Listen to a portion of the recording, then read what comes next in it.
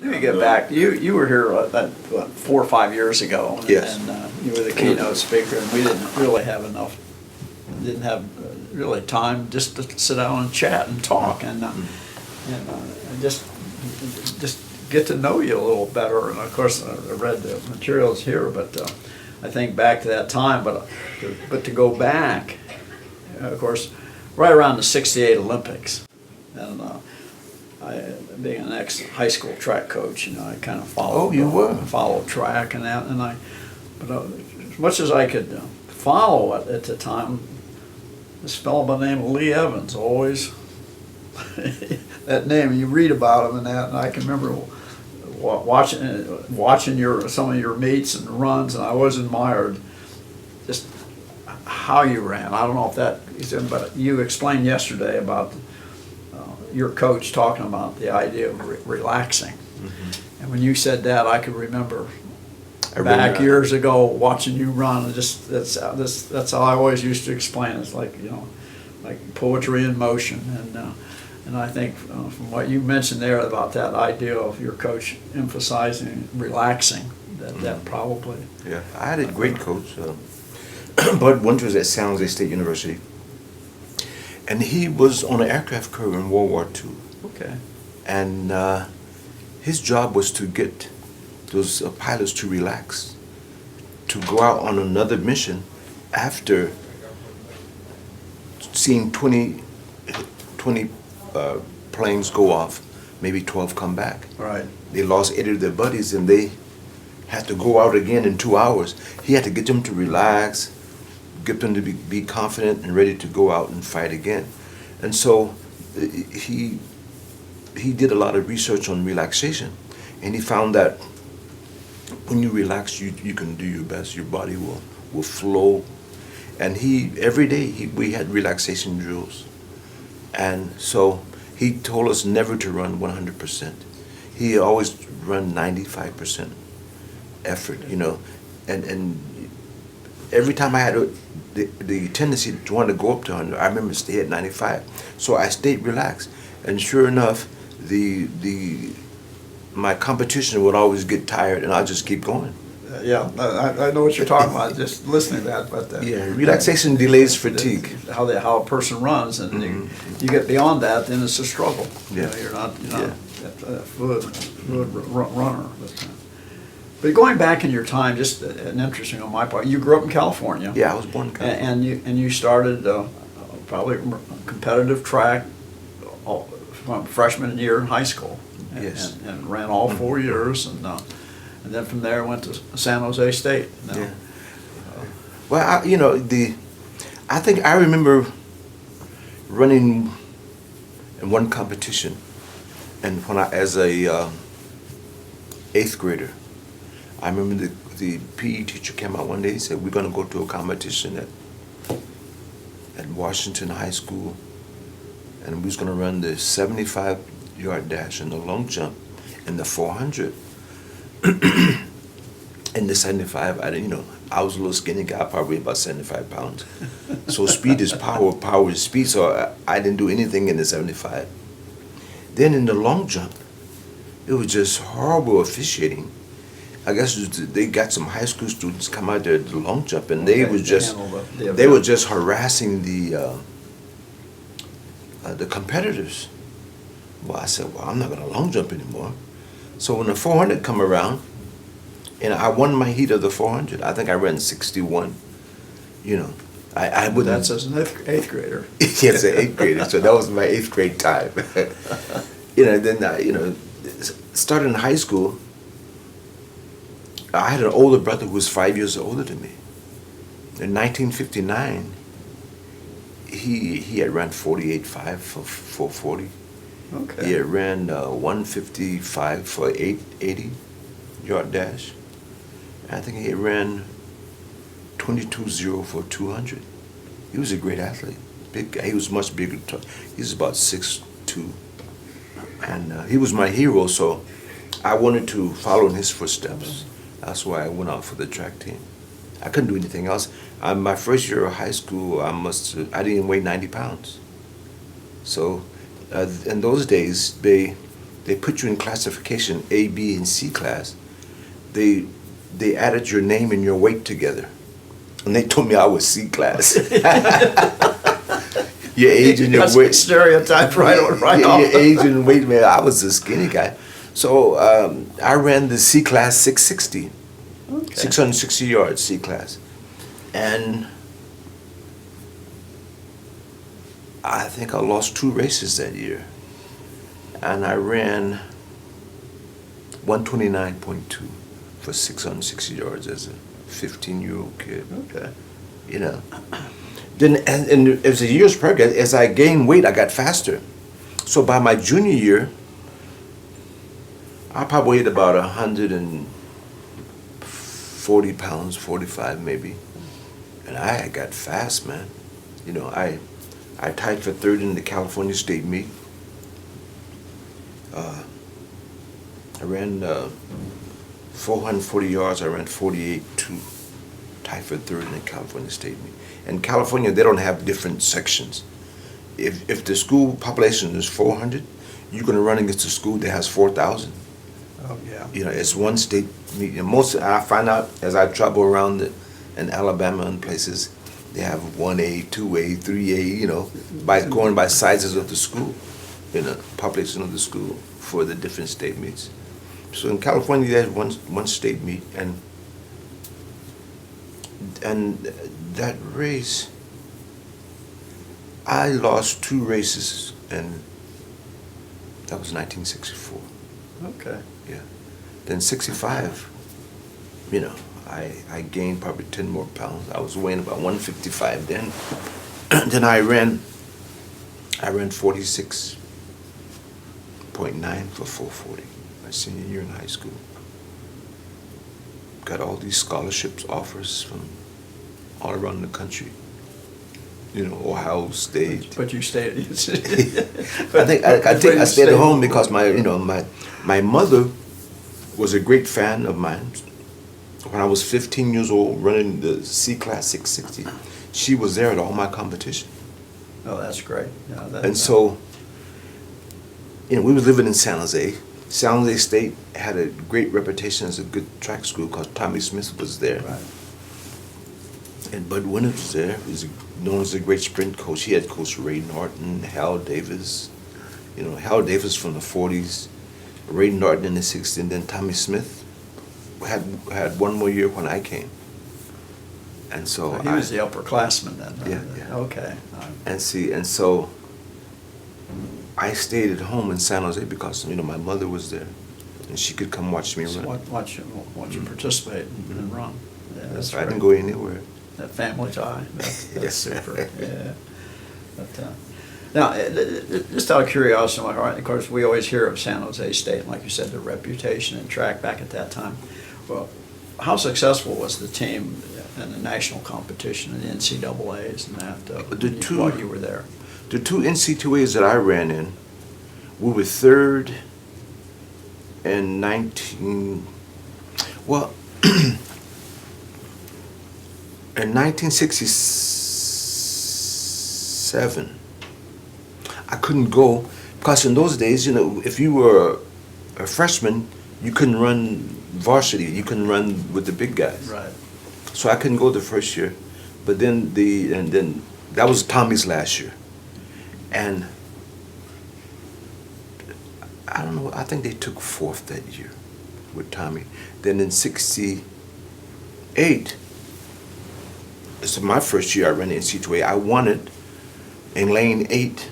I ran 45.0 at Edwards Stadium at UC Berkeley. And that's still the stadium record. No one has never run faster. So that's been, how many years now? 45, 46 years. And I did it on a dirt track. Oh, yeah, the old cinder track. Yeah, and it's synthetic now. Nobody still can beat that time in that stadium. That's one stadium record I know I still have. Yeah, well, I got I had a smile on my face from reading information about your career and how you bridged that gap between running yards and going to the meters. Yeah. And I always remember 440. I read that one in your bio about 440 yards, but back then, it was the yard versus the Yeah, but the meters meters. it makes it 3/10 faster, because it's a little bit shorter. Right, it's than a the yard. bit shorter, yeah. But in '68, we took third in Okay. the NC2A meet. I won the 400. We took second in the 4x1. That's when USC had that war record team with O.J. Simpson, Right. Lennox Yeah. Miller, Fred Culler, and Earl McCullough. Earl McCullough was a 13.2 high hurdler. Yeah, I can remember years ago, Southern Cal was Power and Track, Kansas. Then, of course, the big relays, you had the Penn relays in the east and the Drake relays in And then in the West Coast relays. And the West Coast Fresno, relays. California, man. That was my hometown. I was Yeah. born in Fresno. Okay. And so I loved running there. I never got tired in the race. I tried to convince Bud, I said, let me run the 800. I always knew I could break the world record for the 800. It was only 1:44.9. And I proved it in '68. I broke the world record for 600 meters. The world record was 1:16 something. I ran 1:14.3. Yeah, I can remember reading about that. And I could run 30 meters the last 200 and still break the world record. Yeah. But Bud, he would never let me do it. So, and I would ask, I said, Coach, let me run the 800 this meet. So what he did was, like, this is his desk is here. And I walk in his office. And he put a picture of me beating Ronnie Ray Smith and Sam Davis. Ronnie Ray run 9.900 meters. Sam Davis run 10.1. And I'm beating them in the 200 meters. He said, he looks at you, you're a sprinter. Yeah. I know what you mean, but you're the fastest person here, so this is what Yeah, you're gonna do. you beating these guys run 9.9. But just out of curiosity, the distance 600 meters has come up. How popular was that race? Was that more of an indoor race or? It's indoors, I always ran the 600 yards was most of the time, but when they had those 160, those small tracks, 160 yards, I ran the 600 because to run a 400 there is just, whoever gets the lead's going to win. If you and I were close together in time, whoever got in the front, it would have been impossible for the guy behind to overtake because the track was so tight. So I always run the 600. It was more fun, and I looked at it as training for the 400 for outdoors. Yeah, right, yeah. Good. But let me tell you, in '69 we won I was captain of the team, and we won the NC2A championship 1969. Okay. San Jose State. And where was that held? In Knoxville, Tennessee. Knoxville, Tennessee. We won it. Kansas was second. I can't remember how many points, but we won it.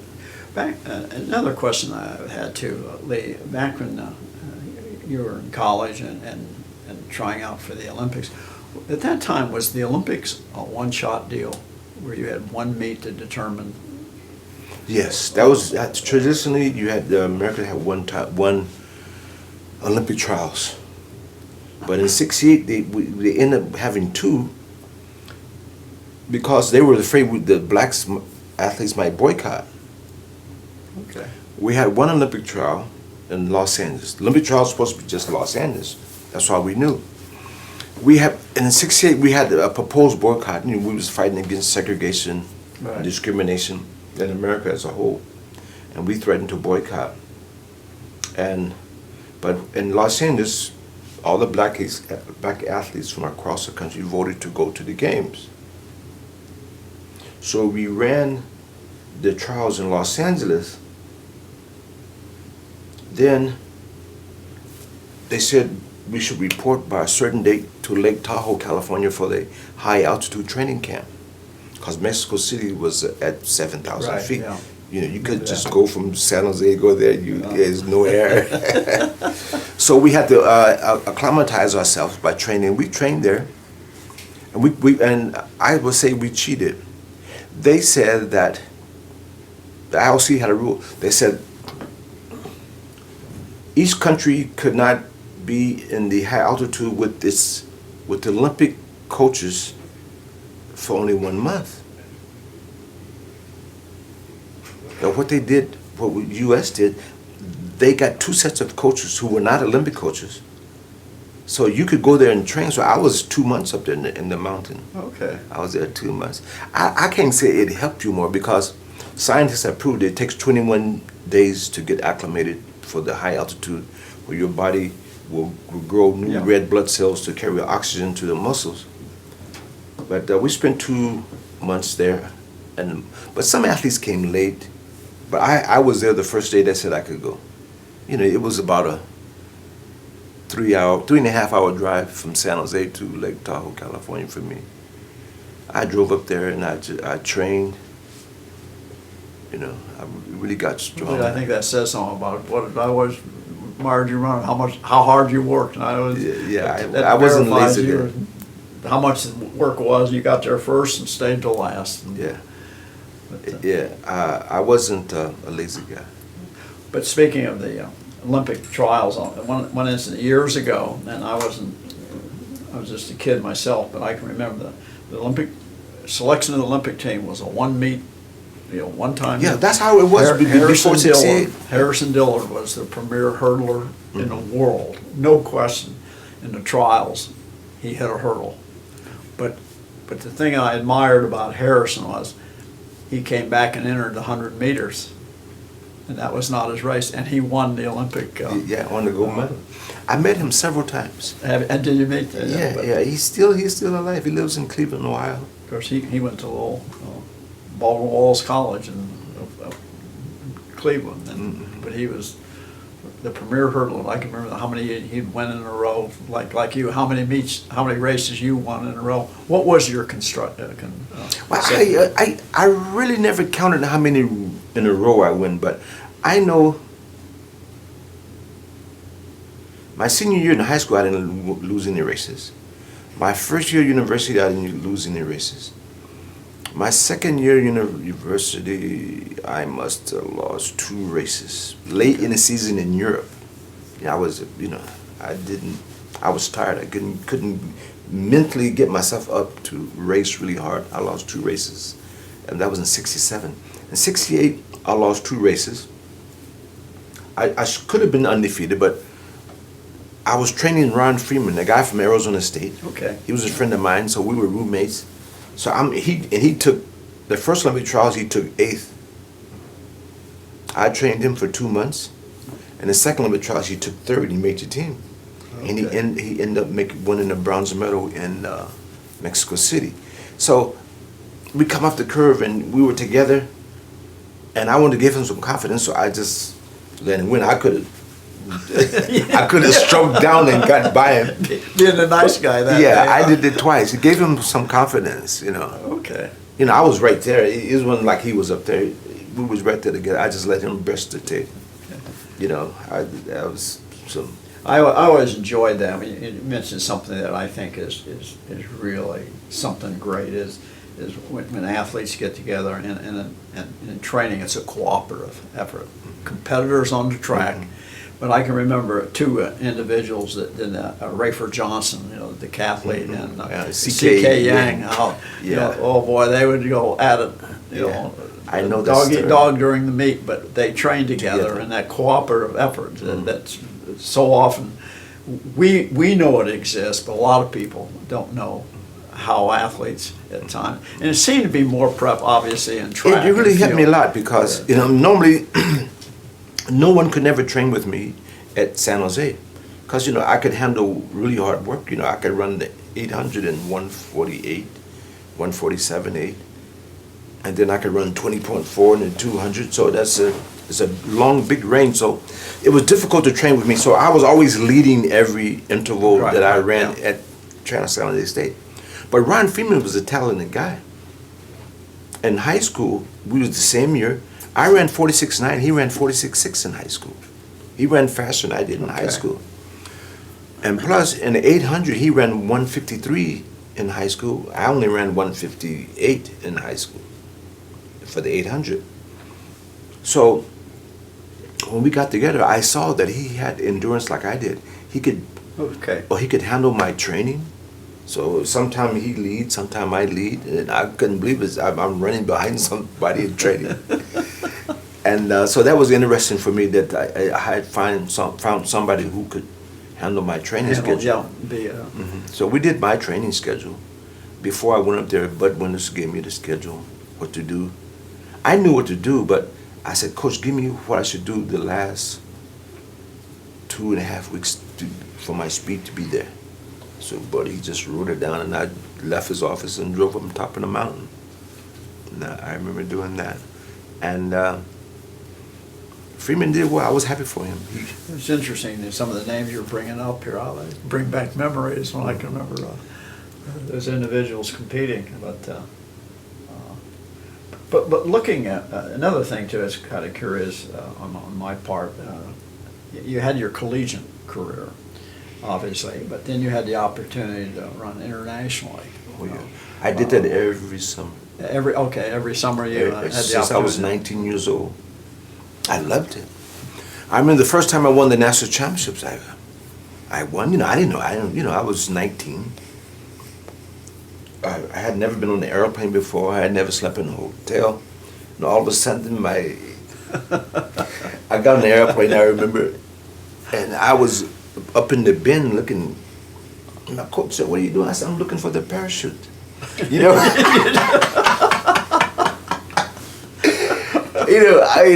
had never been anywhere. I had never been out of my hometown. And we was flying to New York. I couldn't believe it, man. I'm going to New York. The national championships was in Randall's Island.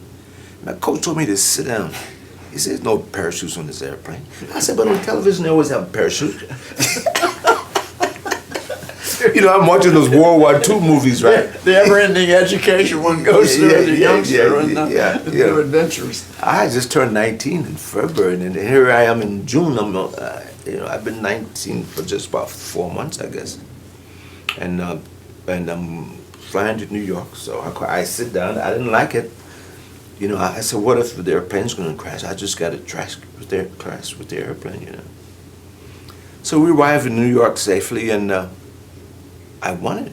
Nobody thought I was going to win it. They said, "Oh, this guy, he ran 46-1 a couple of times, but now he's with the big guys." Mike Larrabee was there, Euless I remember Williams, Mike running, and all those guys from the '64 Olympics. I just wiped them out, man. And in the semifinal, I broke the competition record. I ran 45.6 for 440 yards. For meters, it was like 45.3. Right. So I beat my best time by about half a second in the semifinal.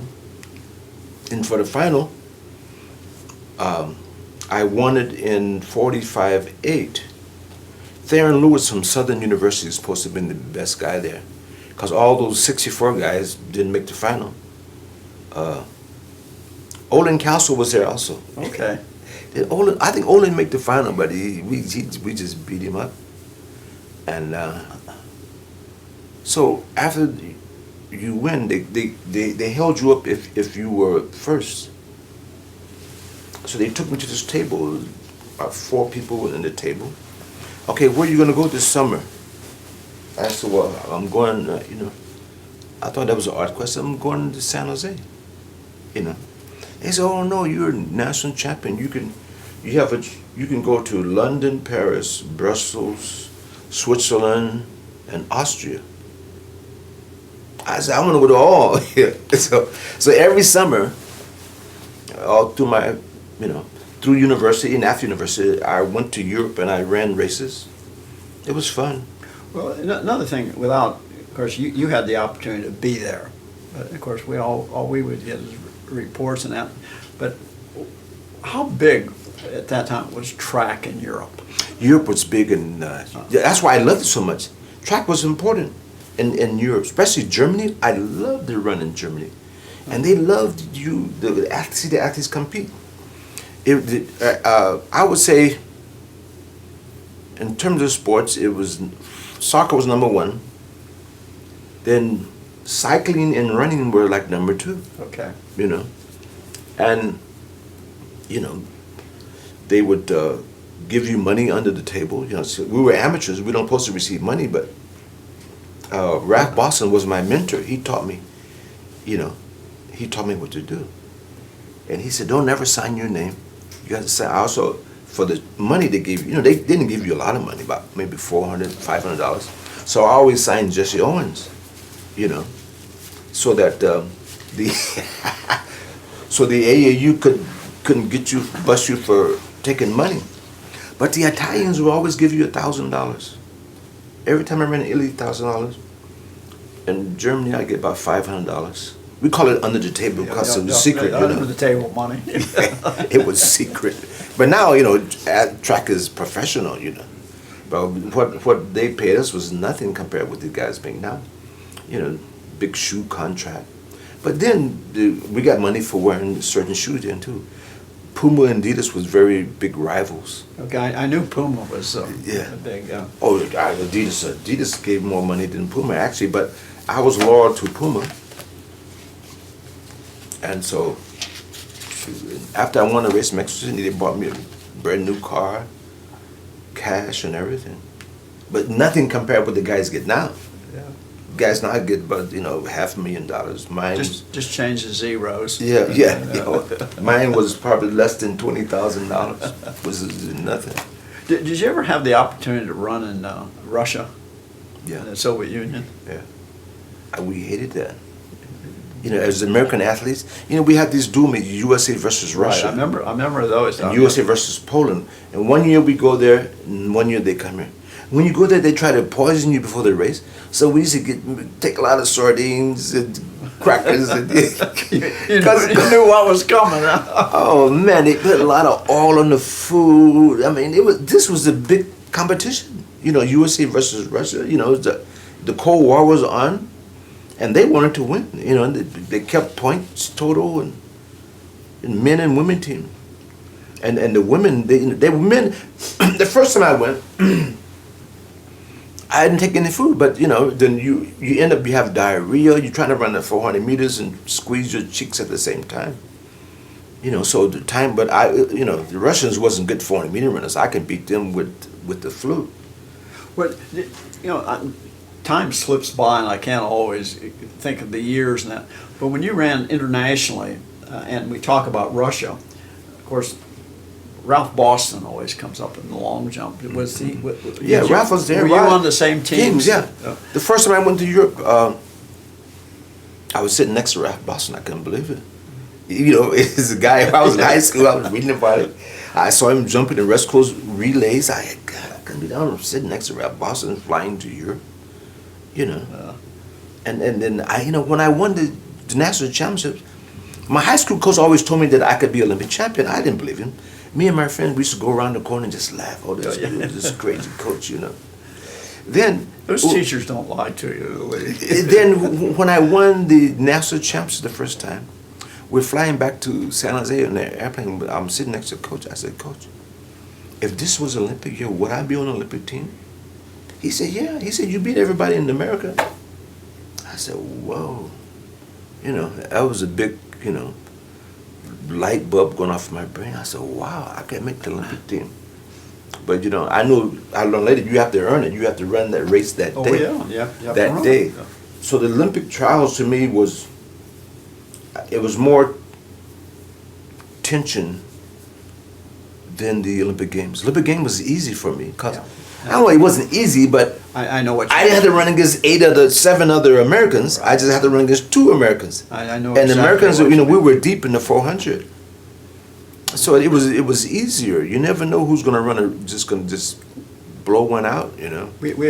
That's interesting you say that, because back then we always felt the 440 or the 400 meter was our race. Oh yeah, we always won it. We always won it. Never, just year after year, Olympic after Olympic. We always won that race. We always won the 4x4 too. Right. Well, yeah, it'd be the same. Yeah, we always won that. So I was fortunate to be able to go to Europe and travel with Ralph Boston. Ralph Boston would tell me what to tell the guy, you want this much money, and you know, don't sign this certain way. He was your mentor on that. Oh, he taught me. Else I would have came home with no money. But Ralph, he took interest in me. He had a film of me running in the California State meet when I was 17, in '64. Really? Oh, yeah. Yeah, he was there and he filmed it. He said, "That's you right there." I went to his house in Nashville, Tennessee one time. Yeah, he's from Tennessee, isn't Yeah. he? And then he showed me. He said, "That's you." I said, "That's true. I remember that race." You know. Oh, we are. That's interesting. Yeah. But I can remember the long jumper in Russia, Inger Terry Johansson. Yeah. He and Yeah. Igor those Terveznyzhin. fellows that competed. Yeah, Ralph was a great guy. He jumped. You know, he won the gold in 1960. Right. He won the silver in '64. He won the bronze in '68. I think he made the three Olympics. Yeah, I think he made the team in '72, but he didn't win the medal. Okay. I'm not sure. I know he was trying to, but you know he was just old man. His knees was bothering him. Well, wasn't it Ralph Boston's record that Robert Beeman Yeah, Bobby. broke? Yeah, yeah, That really annihilated it. Yeah. yeah. It was Ralph broke Jesse Owens' world record in 1960. Okay. Yeah, Jesse Owens had the world record for about 20. You know, from 1936 to 1960. Okay. That's 24 years, Yeah. and Ralph broke it.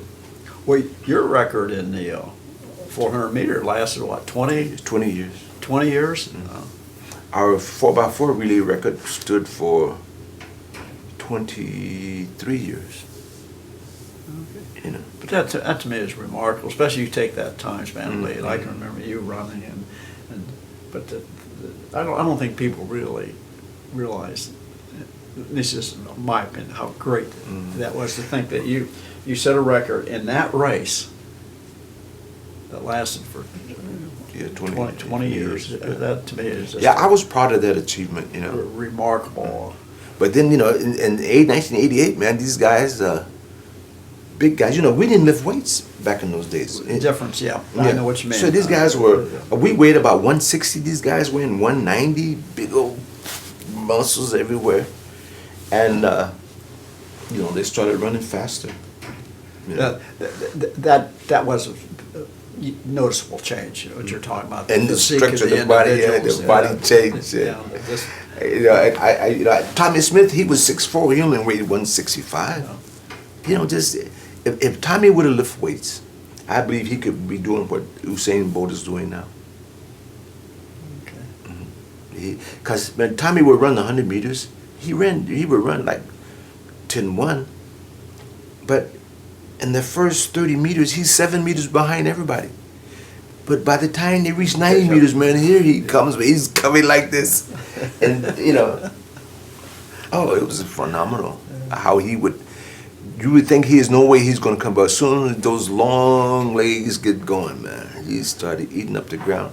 But if he'd have lifted weights, he'd have had power to get out. Get out right away. Yeah, because, you know, speed is power, power is speed in athletics. And, but, you know, Bud didn't believe in lifting weights. He thought the weight was make us tense. Yeah, that tense up. philosophy, that thinking back then was a restriction. That weights would restrict people. And, No, but it's not true. They didn't understand the science aspect, the scientific Yeah. aspect of weight training, and it was to them it was weight lifting, not weight training. You know, Yeah. terminology. But Lee, if you look at, of course, maybe this is not a good question, but you take your whole career and you take it as a track runner. What was probably your highlight of your career? You know? I tell you what, in 1968, Larry James at the pin relays ran 43.9 on his relay leg, and just brought Villanova from like 25 meters down and to catch him in the race. Everybody just went crazy in Pennsylvania. They thought it was the greatest thing they ever saw. So, what's his name? The old pole vaulter that put on the West Coast relays. Warmerdam, Dutch Warmerdam. You know, he was the Olympic pole vaulter at one time. You know, back in the 30s or 40s, and he was the meet director for the West Coast relays, and he and Bud was friends. So I think Bud got him to invite the Villanova team to come to the West Coast relays. You know, and so that we would, you know, be a big matchup. So he bought in Kansas and Villanova. Kansas and Villanova was going to run a 4x8. because Jim Ryan was on the Kansas team, Right. and Dave Patrick was on the Villanova team. But was that to your, was it Paul Drayton? No, Paul Drayton. He was 64. But, okay, well, all right, like, He's older than us. I had about 3 weeks advance notice that Villanova was coming. And I'm going to run against this Larry James for the first time. I never ran against him before. And John Carlos and Billy Gaines, they're from the East Coast. You know, these are guys that were on my team who were from the East Coast. Oh, Larry James is going to whoop your butt. Larry James is going to do this to you. Oh, you know. I said, okay. So my problem was that we had a 309 team, and Villanova had run 306. So I'm pumping my guys, man. I'm pumping these guys for 3 weeks. Just keep it close, keep it close. You guys give me 10 yards. I said I'd catch him. You know, we was going to my hometown. So you always ran that anchor. Yeah, I was running anchor. I told you guys keep it close. You know, Keep me close. because I couldn't see how this guy was going to beat me. But a lot of people thought he would. He would. Oh, he ran 43.9. You know, I had never run that fast before. But, shit, man, my guys, they gave it to me about 6 meters down. You know, it's close, man. It's just right there. All you asked for was second. And I just wiped him out, man, you know. Yeah, okay. And I could have, you know, I know and when you race, you have to be smart. You know, Right, I was... There's an intellect to run. Yeah, I know So exactly what you mean. I was up enough where I knew. And I had been in my room all day. I focused. I did visualization all day. I didn't leave my hotel room except to go eat lunch or breakfast. And at 200 meters, I got, you know, he's in lane 1. I came, you know, he's right here. My left shoulder was next to his left shoulder. I said, and I had the legs, man. I could have passed him right there, but I said, I'm going to really make these people excited in this stance. Put on a show, Ali. So I came alongside him. So we running around this curve, step for step, the second curve. People was going crazy. They thought I couldn't pass him. You were on the outside. Yeah, I'm on the outside of lane 2, man. Man, I was still in third, and I got a 4-gear transmission, and I was going around that curve in third, man. You got one more gear to get it into. Oh, okay. We came into the straightaway, man. I put it in fourth. I beat him by about 78 meters. Yeah. And my leg was 44.9, and I guess they say he ran 45.3 or 4. You know. But it was a dirt track. When he ran that 43.9 in Penn Relay, it was on a synthetic track. But, first in my life, people came out of the stands. They picked me up, Picked you up. on their shoulders and took me around about halfway around the track. You ran a victory lap on their shoulders. Yeah, it was the most, and I saw people I hadn't seen since I was we left Fresno when my second year in high school. I saw some of my classmates from that time. I had never seen them. I haven't seen them since. I haven't seen them before they put me on their shoulder, and I haven't seen them since they did that. But that was amazing to me. That's great. And so to me, that was in my heart, and for me, that was my most satisfying victory, was that 4x4 relay. Yeah, if I feel bad about myself, I'll think about that race and I'll feel better. Yeah, feel better. Yeah, the meaningful times that one goes through. Yeah. It's kind of interesting. You mentioned we mentioned these names and the schools, but probably a lot of people don't realize how good Villanova was in track. Yeah, John Boy Elliott was a famous coach, you know. Right. That was his name. I remember the first time I saw Larry James run. I went to the Milrose games in Madison Square Garden in New York. The old indoor. The indoor. I won the 600, and Larry James won the 500. I said, this guy is smooth, look nice. It was nice. So I was enjoying watching them run, and it dawned on me, this guy's running the 500. What he's going to run outdoors? So Jumbo and I knew each other. I think he was one of the teams that we went to Russia or somewhere. So I knew him. I said, Jumbo, what is this guy going to run outdoors? He winked at me and walked away. I said, oh. So I increased my training. Got your work cut out for Yeah, you. yeah. I said, this is nothing comparable to do now. I think I was doing 25 sit-ups every day. I'd start doing 30. 30. Yeah. I was doing 25 push-ups every day. I did 30, just to prepare for Larry James, because I saw he was a beautiful runner. That's nothing. You know how many? I tell my athletes today to do 500. You can alternate between crunches, sit-ups, and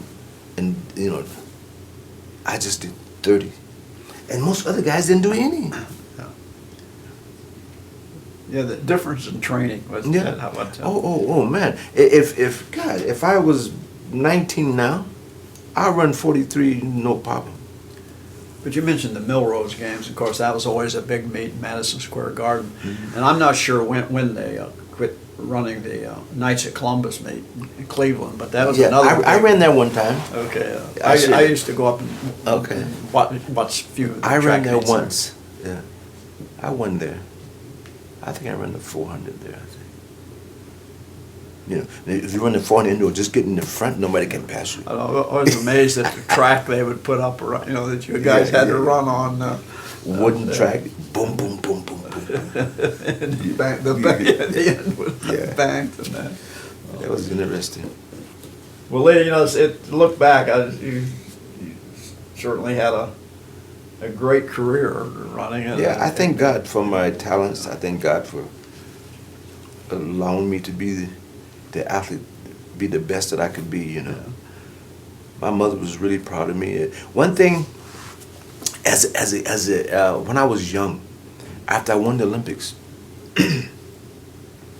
I was really proud. So I asked one of my older brothers. I said, "Were you at home when you guys watched the Olympics on TV?" He said, "Yeah, I was there." We call my mother Doll. Her name was Pearlie Mae. We didn't call her Mom. We called her Doll, D-O-L-L. Okay. And I said, "What did Doll say when I went?" She said that she was crying, and she said, "He came from me." I never forget that. Yeah. So It was little things you never forget. yeah, I was really proud. My brother, he remembered that, and he said that before the race, he commented to my mother, "It looks like Lee's talking." My mother said he's praying. She knew me very well. And sure enough, I was praying. I wasn't praying to win. I never prayed to win. I always prayed that I could do my best and I didn't get injured. Right. Yeah. So I always tell as a coach, I would tell my athletes, you don't pray to win. I said, why should God favor you over this other guy? There's 7 other guys. So I figured that much out, right away, that I never prayed to win, but I always prayed that I do my best and I don't get injured. Well, that's as a coach, that was my prayer, that the kids could play well and no one gets hurt. That's always a fear as a coach, having one of your young athletes. So. Well, Lee, I look at your career, and I think track has been good to you, but Lee, I think you've been awfully good to track. And I think I have also. To the, Yeah, I loved it. I've coached all around the world. I met wonderful people. I'm very happy about it. But I listened to your career moves and how you've been able to travel the world, both as as an athlete, then as a coach, and have the exposure to so many people and to be known all over the world. Well, I'll be going to South Africa in June, starting a new job. Okay. Yeah. It's going to be on the Eastern Cape. This is where Nelson Mandela was from. And we're going to travel to all the towns and cities in the Eastern Cape. Then I think we're going to go to Mozambique Okay. and Angola and do the same thing.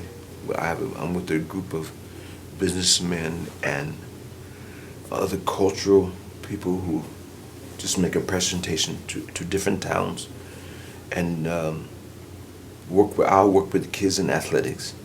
I'll show them the technique drills and introduce them to athletics, because a lot of kids in these small towns has never even had the experience. Yeah, that haven't been exposed to Yeah. so much. Yeah. So I'm looking forward to that. Well, Lee, it's been a pleasure having you here and getting a chance to It was nice to meet chat. you. And Of I mean, course. now I've gotten to know the person that I used to watch, read about running and that. But it's sure been a pleasure. I appreciate you coming back here and helping out at the Oh, yeah. conference. And, Yeah, Gerard Akindes is, I consider a friend. Well, yeah. I'm considering you a friend also. He's a superintendent, and I appreciate that. Yeah. Same here. So. Hey, bud, All good right. luck. Thank you. It's been a pleasure. Thank you very much.